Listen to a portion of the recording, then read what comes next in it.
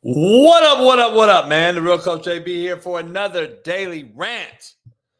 And you're not going to want to miss this one. Player empowerment rules the land in the sports today.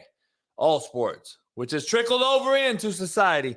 You will not want to miss this daily rant as I dive deep into what we witnessed with Travis Kelce going at Andy Reid, running up on him. Plus, Deshaun Foster being named head coach at UCLA.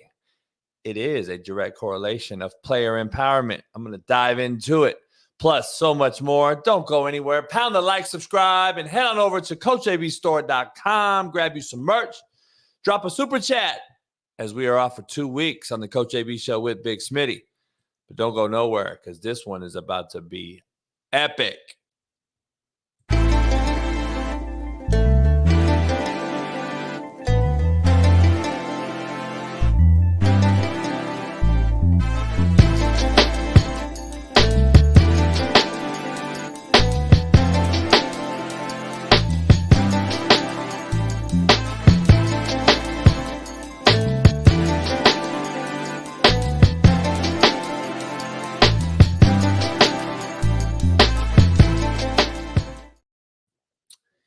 Welcome back on this Valentine's Day. As I film this show, you'll probably be getting it Thursday, though. So happy wishes to all you Valentine's Day people. You'll be probably watching my Swiss Beats Alicia Keys rant as I post it today. But this one right here, I'm filming live on Valentine's Day. You'll be seeing it tomorrow on Thursday. But listen, I put a lot of time into this rant because it is near and dear to my heart on how I explain this and how I get it over across to all you casuals, plus all you novice fans, plus all you advanced football personnel, players, ex-players, coaches, ex-coaches, etc. Football, basketball, and baseball, and not just at the professional level, is, how can I say it? Youth Pop Warner, high school, college, which has allowed the NFL product, the NBA product, to be so watered down. Player empowerment is why. The NCAA basketball, you just witnessed Kansas, KU, top 5 team in the country, Bill Self, lose his mind, get ejected for the first time in his career. They lost by 30 to Texas Tech the other night. Good luck to you gamblers out there picking March Madness teams. Watered down is a microcosm of player empowerment. It is at an all-time high, and it is clearly translating into our streets, our fucking neighborhoods, our classrooms, our home fronts, on the field, on the court, on the diamond. And has been allowed. We've allowed this instead of coached it. Hierarchy is no longer a real thing. You can still in fucking broad daylight from your favorite stores, people, not go to jail, walk right out with no mask on, get right into the car and leave, fingerprints all over the glass. Nobody gives a fuck. This is because we allow it and we don't coach it. Correct it. Or make an example out of it, or these people who continue to push the line. They take a foot when you have given them a mile. You've given them an inch, they take a foot. You give them a foot, they take a mile. And I just don't know if you can understand where I'm coming from. And if you don't think sports is a direct correlation to society, you're out of your fucking mind. We are the role models, coaches, players, actors, entertainers. Whether you're a kid, we have grown men on Twitter and social media now looking up to other grown men who are in the limelight, who are famous. They think they can DM LeBron James, and if he responds or even reads it, they'll fucking bust a nut. Oh my God, LeBron read my fucking DM. They actually think now they know LeBron. This is what you guys don't grasp, what social media has done. Won't make an example of them, though. You won't put your foot so deep in their ass when they fuck up. You'll praise them instead. You'll apologize to them for yelling at them. That's where we are now. Player empowerment, man. I always say we're in the jersey swap era. We're in the player empowerment era. We are not in what used to be the gladiator sport era. Basketball used to be a contact sport. It's no longer that. Football used to be what we call a collision sport, similar to what NASCAR is considered. No longer that. Football is now a contact sport. Basketball is now what baseball is. A touch sport? I don't know. What do you call basketball now anymore? Every single fucking call or replay or foul is a replay. It's a 10-minute long replay. That's how bad the sport is. I was watching a basketball game last night. I forgot who it was. And there was nobody in the crowd. Nobody. It is bad. And I'm glad that America is seeing it because hopefully Adam Silver can fix it. But Roger Goodell, you have a bigger issue on your hands.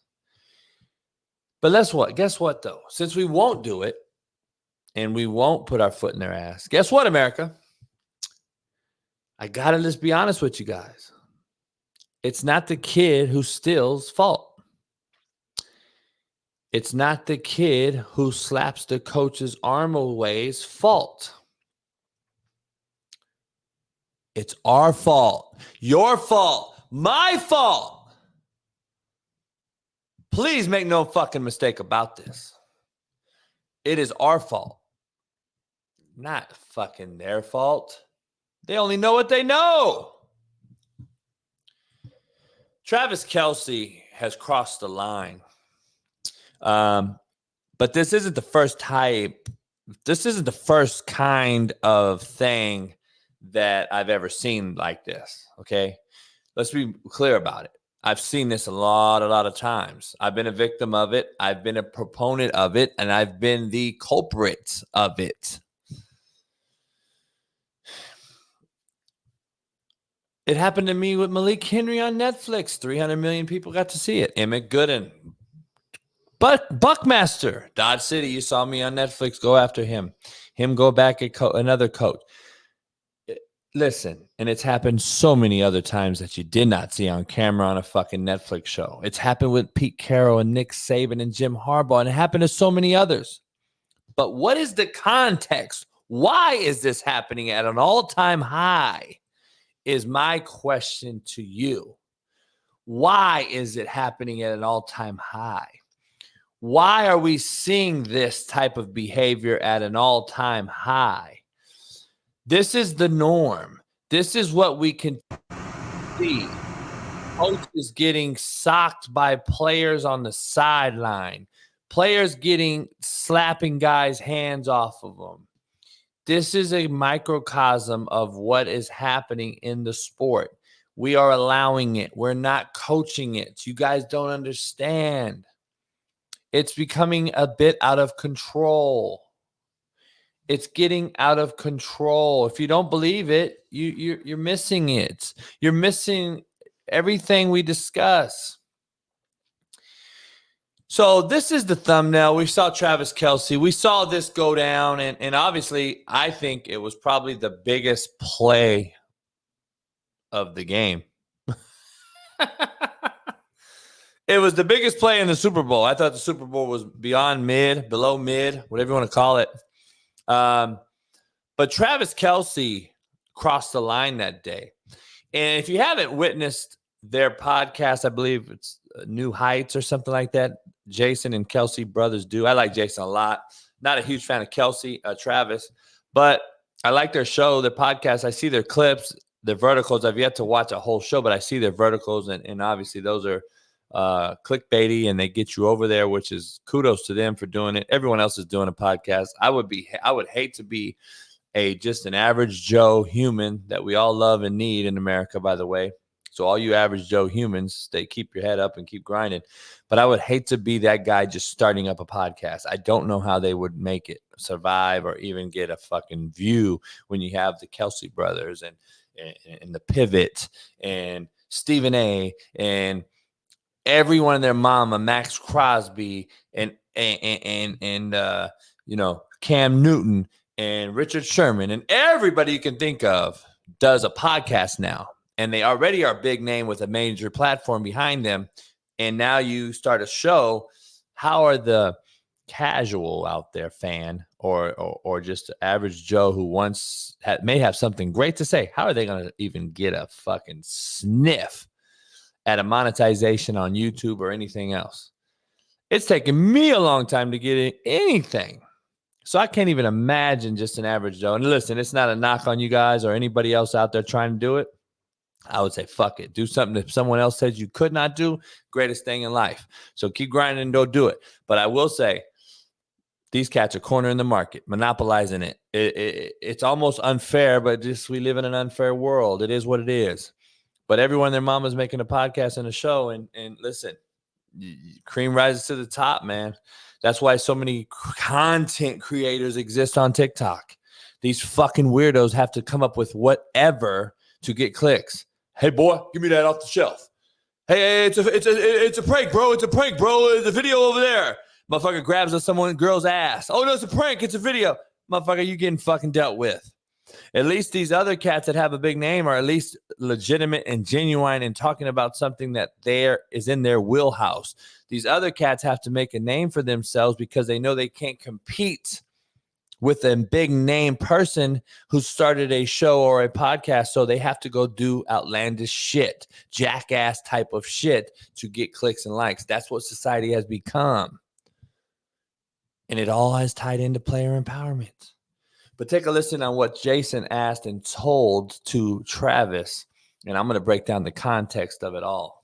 You having a heated exchange with Coach Reid. So heated. People are all over this. I mean, I get it. You crossed the line. I think we can both agree on that. I can't get that fired up to the point where I'm bumping Coach and it's getting him off balance and stuff. I mean, let's be honest. The yelling in his face, too, is over the top. I think there's better ways to handle this. I love Coach Reid. Coach Reid knows how much I love to play for him. I'm not playing for anybody else but Big Red. If he calls it quits this year, I'm out there with him, man. He ain't calling it quits. Come on now. He's not. I immediately wish I would have took it back. Coach Reid actually came right up to me after that, and he just let him know, hey, man, I love your passion. I got cameras on me all over the place, man. He's letting you know not to be like that. Just fired me up even more to go out there and get a victory for him, man. Big Red, sorry if I caught you with that cheap shot, baby. But damn, I love winning with you. You got to have your head on a swivel because next time he gets fired up at you, he's coming hot at you. You know that. Oh, yeah, I deserve it. If he would have cold cocked me in the face right there, I would have just ate it and just been like, yeah, let's go. I'm not trying to make this situation acceptable, but this is what happens when you have highly motivated, passionate individuals. This doesn't happen if you and Andy aren't as close as you are. That's what nobody knows. Jason makes great points, and this is where I wanted to go with this rant. People don't understand.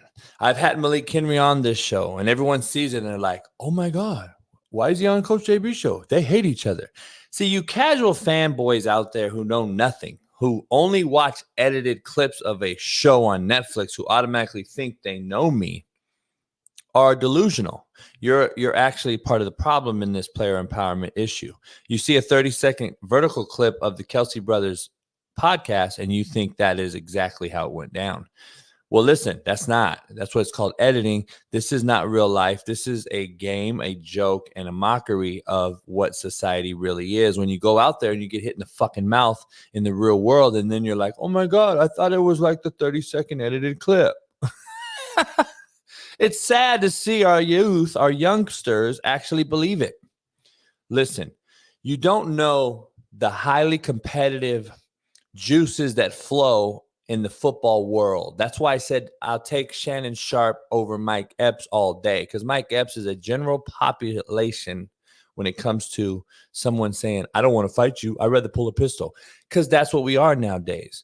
We are made like bitches. We have no foundation. We have no man telling us we're wrong. Now we have a woman telling us we're wrong. And guess what? When a man corrects you, you automatically take the defense.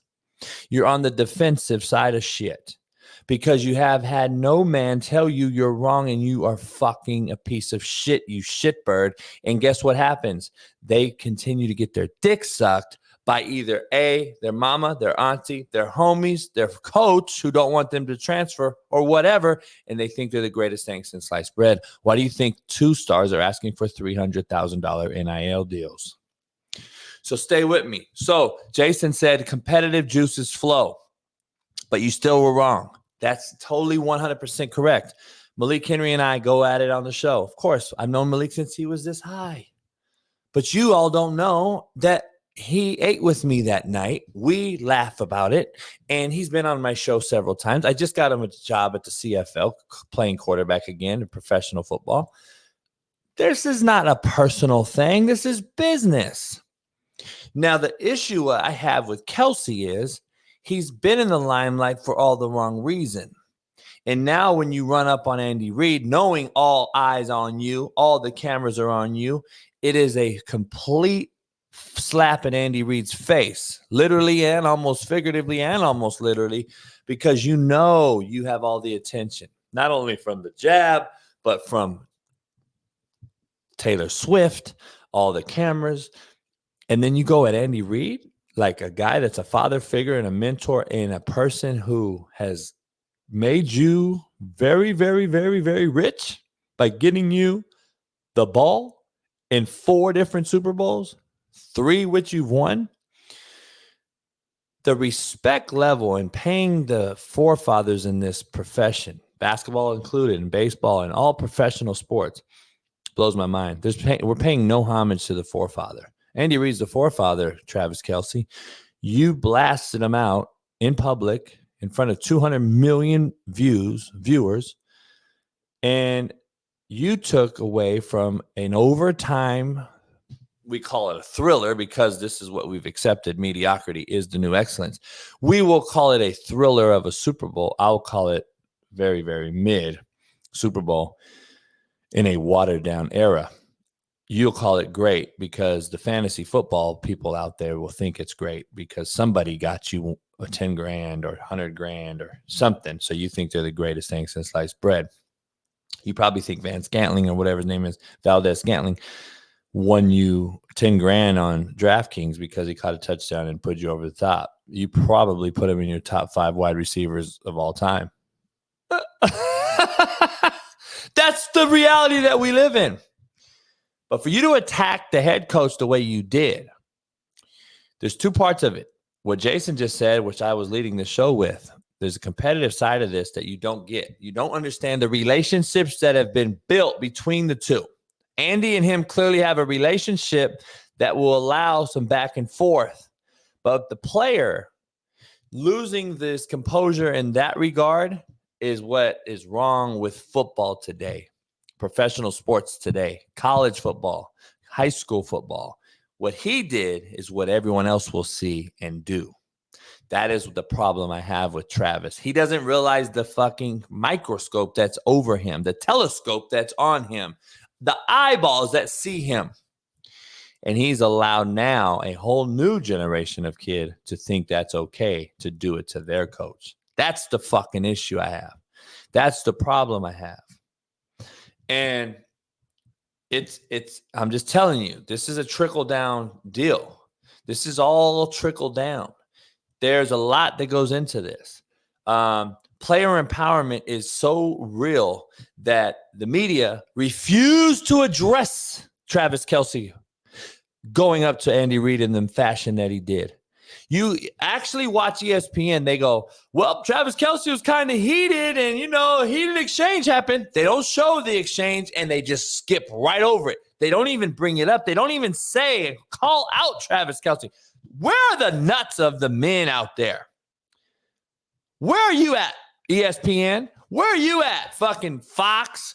Whoever else out there, mainstream media? Why don't you call out Travis Kelce and say, hey, man, you're fucking wrong? Where's the former players on mainstream media that come out and say, hey, man, you're fucking wrong?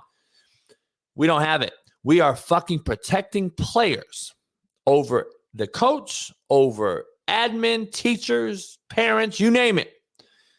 We have a problem, Houston, and it's called player empowerment.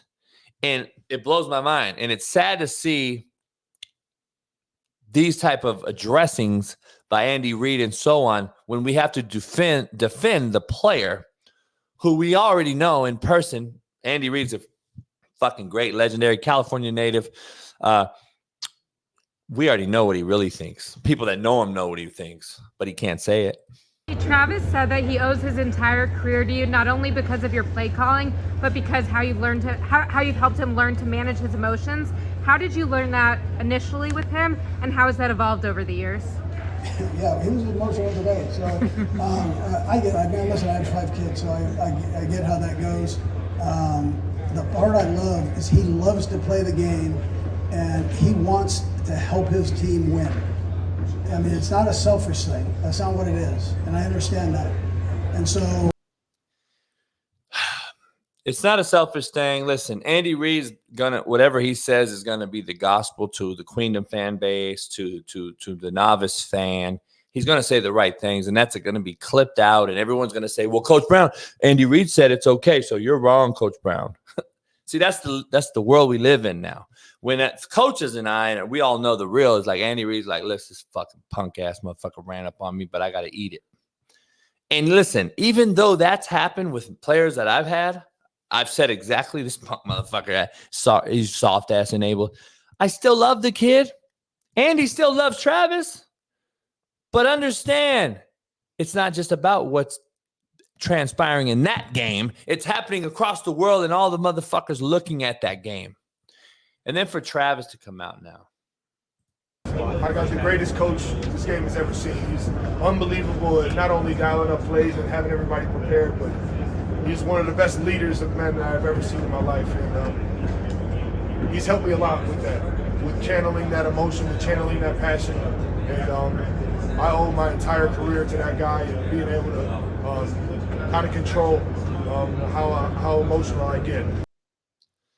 Well, he's had issues at Cincinnati, people. The University of Cincinnati had issues with him and suspended him. If you don't recall or recollect, do you need a refresher course? You got Google? Go see what he did at Cincinnati. See, people don't realize that the stripes of a tiger don't change. The spots on a cheetah don't change. You could shave the motherfucker, but guess what? The spots are still on the skin below the hair. People don't want to realize that shit. And this is the issue. I would have jumped at Kelce like that motherfucker jumped at the judge. I would have jumped at Travis Kelce like that motherfucker would have jumped at the judge. Listen, it's all good, though. Player empowerment wins at the end. You know why? Because today they're partying. Today they're partying. They are partying. We won. We won. We won the Super Bowl. All is forgotten.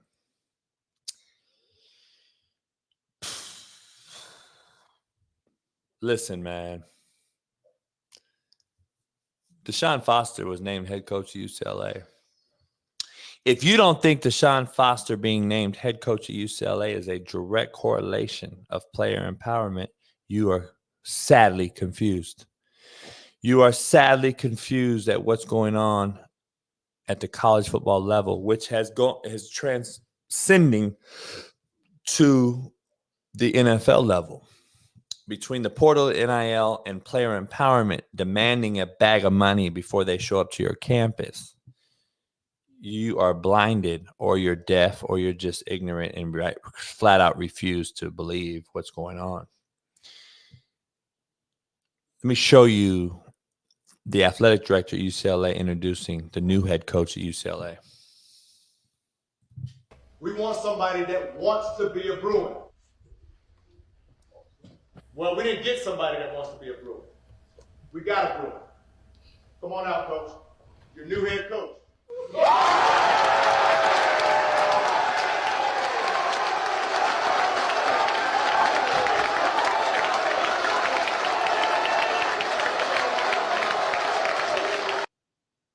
Love Deshaun Foster, known him a long time, local Southern California kid. Got to coach against him when he was playing as a youngster, local high school here in Orange County. Here's the issue I have with this hire, okay? Love it for him. Love it that it's a running back. You don't see this position get head coaching jobs very often, not like this. UCLA is a very prestigious program. I don't know if it's a national program anymore, and I don't think it's a serious program, but it is a direct correlation of the hire. Player empowerment is a direct correlation of the hire. And if you don't want to believe me, fine. You can be blinded by all the political ploys that you see involved in this, what you hear on mainstream media as to why he was hired. Go ahead. The truth of the matter is the players told them they want him. The players told Jarman or whatever his name is, Jarman, they want Deshaun Foster. Make it happen. Player empowerment hired Deshaun Foster. I love Deshaun Foster. Great NFL back, Carolina, great running back, college, UCLA, great running back, high school, legendary California record holder. Never been a head coach at any level, ever, in anything. Just throwing it out there. Love they hired him. Don't get it twisted. Love that they hired him. Never been a head coach at anything, at any level, ever.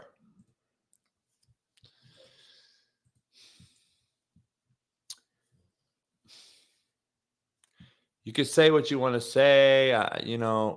Listen.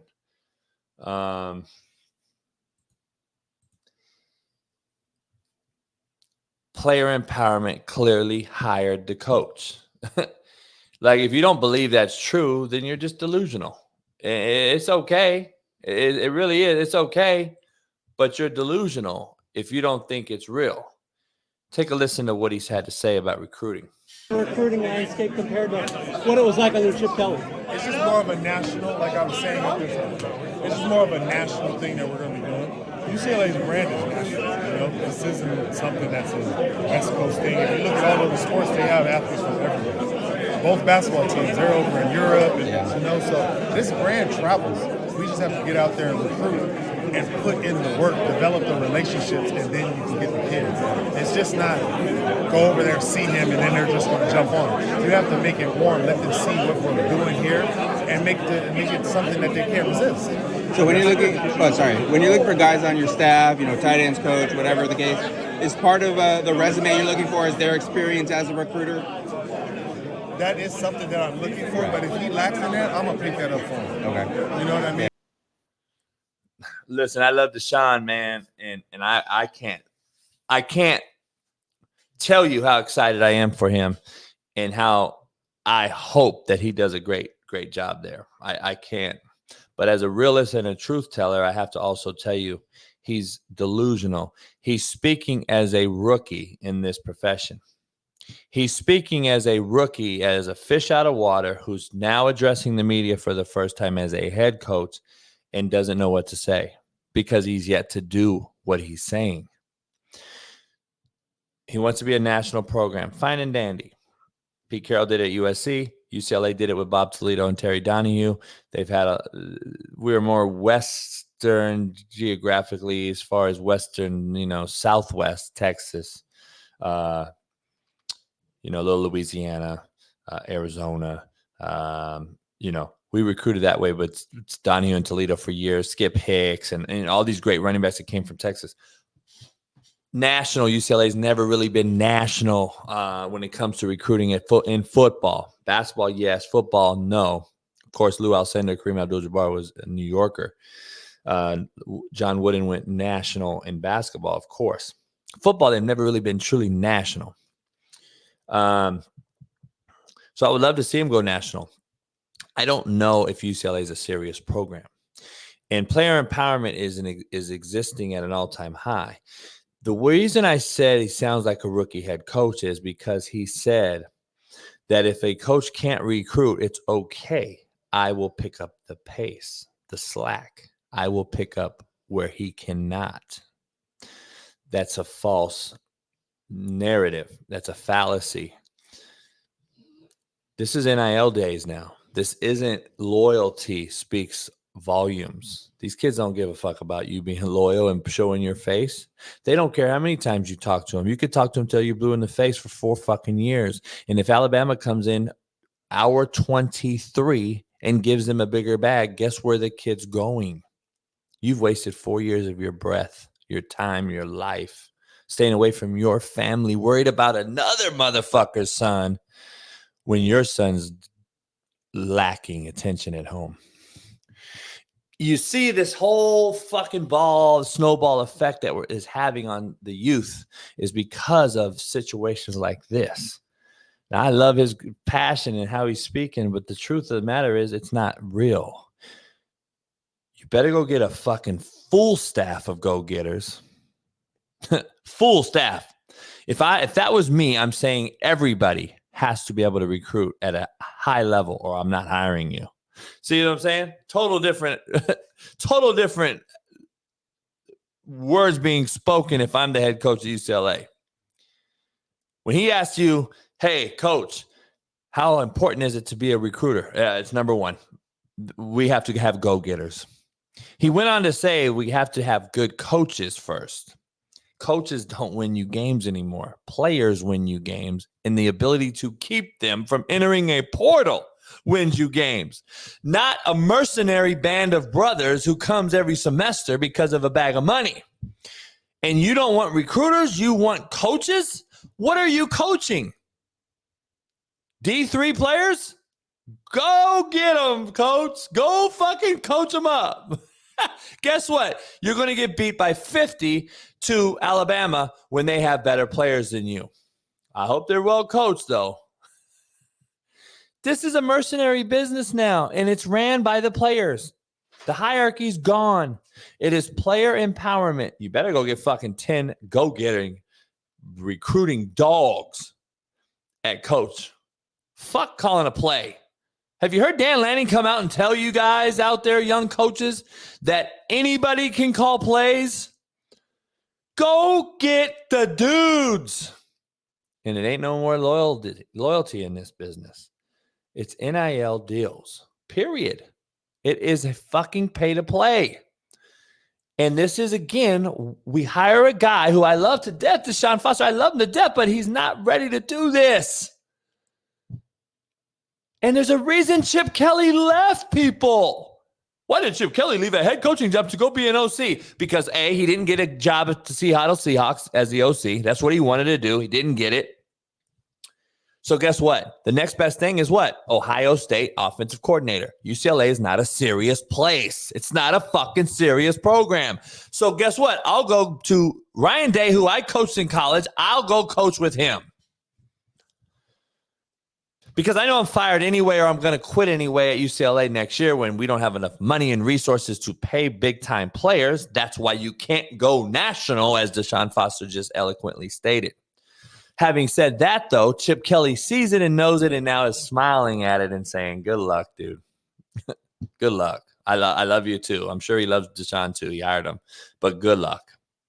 You're in a sinking ship, and you can't fix the holes because there's no commissioner. You're allowing for player empowerment. And if you cuss out a player and correct the player, remember, correction is not criticism, but we think it is out here because we're soft, because cell phones have allowed us to be soft. And correction is not criticism, but if you do correct a kid, they think it's criticism. They tell their mama thinks you're a hater. They think you're getting played. It's politics now involved, and they transfer politics. But yet you're chasing bags as 2-stars, telling coaches you want $400,000 when you haven't really busted a grape in a fruit fight yet. But we're the politicians. Man, there's so many levels to this. It's almost sickening, and it's disheartening, and it's sad. And a good friend of mine, Kevin Wilson, who I almost worked for at Indiana, said it best. This is how Tulsa, in this player empowerment-driven era and generation, is attacking NIL and recruiting. Great text message right here. Typical in first questions is, what do you get? I go, you'll get nothing like it. That's what they said, and that's what they told Spalding, right? From a guy saying, hey, coach, just asking, about money. I'm not a money-hungry person, don't need a ton of money, but this is a transfer. I've been getting about $6 to $7K a month. I got 3 dogs and a girlfriend, so what do you think I'll get there? And I said, the first thing you need to do is drop the dogs, and I'm not sure about the girl. I go, we'll explain our incentive-based plan that we use is based on academic success, not allocating any NIL funds. We're starting that now. We'll have a clear direction if and when we get anything. But I have not and will not promise anything until I know for sure what I got. I'll discuss you on a visit how we do our academic base plan. And that's how we recruit it. It's almost sad, man. I text Kevin, great coach, Coach Wilson. I call him Coach Wilson. One of the best O-line coaches in football, period. NFL or college. One of the greatest offensive minds in football, period. If you don't know who he is, go check him out. He left Ohio State, took the Tulsa job here, was the head coach at Indiana, been all over the place. Oklahoma obviously had great success as an O-line coach, OC. Anyway, been around a long time. Listening to him, and I texted him like, Coach, what a joke this is. He's like, JB, you have no clue. He goes, I'm not going to say what he said. So it's almost gut-wrenching listening to him talk about what they're doing and how they're having to handle this player empowerment. This kid said, I make $6-7 a month. That's what I basically need. Plus take care of my fucking dogs and girl. This is why I can't coach, dog. These motherfuckers have lost their minds, and you have allowed them to lose their minds. Parents, admin, coaches at the youth, high school, and college levels, you have allowed this. Nobody said no. Fucking joking me? I used to say no. You're bringing what to college? No, you're not. Then you're not coming here. Coach, I need to have an oven and microwave. Then you're not coming here. I got a dog. You're not coming here. Don't bring no fucking dog to this campus. I used to tell coaches that too.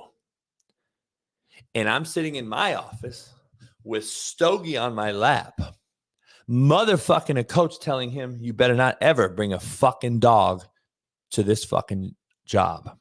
And they're looking at me, hold my dog, smile. Stogie, come here. Am I a hypocrite? No. You know what it's called? It's called earning the chair that I'm in. You need to go earn the chair that you want. When you're the head coach and have a fucking chair, you bring a dog to your office. When you send 28 guys to the NFL, you can bring a dog to your office. When you graduate 260 plus kids and send them to get scholarships and make sure they don't go to jail or die, you can bring a dog to your office. They thought I was a devil. No, man, I don't know what I'm going to do with my dog. Yeah, I'm sorry. Then you can't coach here. I'm not worried about your dog, bro. You're 20 years old. I have to teach you how to fucking coach still. Teach still. Be a man still. Plus 17 to 21-year-olds who are older than you some. I got to teach them the same thing. And you're going to coach for me. Now, guess what the conversation would be? Oh, fine, sure. Bring the dog. Because the kid will tell the coach, well, I'm going to call HR on you because you won't let me have my dog, and it's a fucking civil right violation. Tell the guy who hired him and gave him a job, he's going to tell him, I'm going to go to HR and tell him that you won't let me have my dog. Now, why am I saying this? Because it's a true fucking story. This happened, and it's happening today. And you don't think it's fucking player empowerment. You're fucking delusional. This is what's happening today. Because somewhere down the line, you fucks have allowed it to happen. Instead of saying, fuck no, you're saying, okay, it's okay. Bring your dog, bring your daughter, bring your wife. Guess what, 21-year-old? If you think you're bringing your wife and daughter that you've had, great kudos to you for having a wife and a daughter at 21. But guess what? You're living for free on my dorm room right now with a cafeteria food. You have no money. I can't pay you any money. And you're going to grind here. You can't grind in my dorm watching my kids when you have your own biological kid and wife. Sorry, not sorry. Sorry, but I'm not sorry. See, this is what you don't get. It's the result-oriented business and life we live. And I'm the asshole that has to tell you the truth. But you soft pussies out there think I'm the asshole because I told you the truth. Rewind that motherfucker and let it set in. This is why we become what we have become. But I'm the asshole. No. I actually look out for you and want you to succeed and fucking teach you how to do it the right way. But see, when someone allows what's happened to happen, guess what we have now? That was 10 years ago. So guess what? That coach is 10 years older, and now he's a head coach. Probably not rightfully a head coach, but guess what? Somebody gave him a job because he was on Last Chance U and he did whatever. And guess what he's doing? He's allowing a guy to bring a dog to the office. That guy's bringing a dog to the office, and he still has never learned how to do it right from the jump. So he wasted 10 years of his life not learning or being told no. And guess what? Now he's allowing a new generation to not be told no. And guess what? He has an absolute clusterfuck. He hasn't helped one kid. He hasn't won any games and hasn't put any kids in college. Yet you've given him a head coaching job because he told HR he deserved to have his doggy.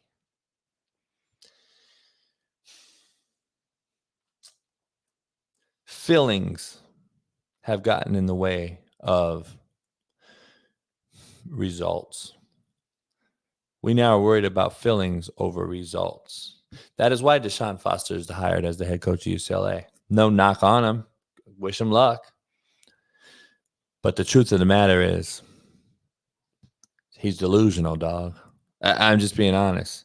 Player empowerment is ruining sports. It's ruining the society that we live in, and it is ruining our day-to-day operational home front, period.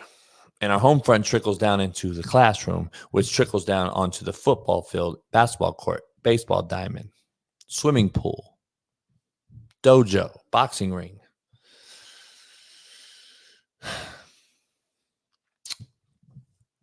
Look, man, it's another daily rant. Appreciate you guys listening. I could talk about this all day long. Coach JB show with Big Smitty will be back week and a half, but I'll do a daily rant every day.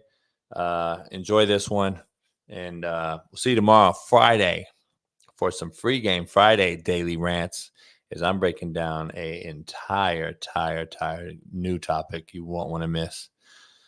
Whew, this one's been lit. Appreciate you. Pound the like, subscribe, become a member if you're not one, and I'll see you tomorrow. Peace.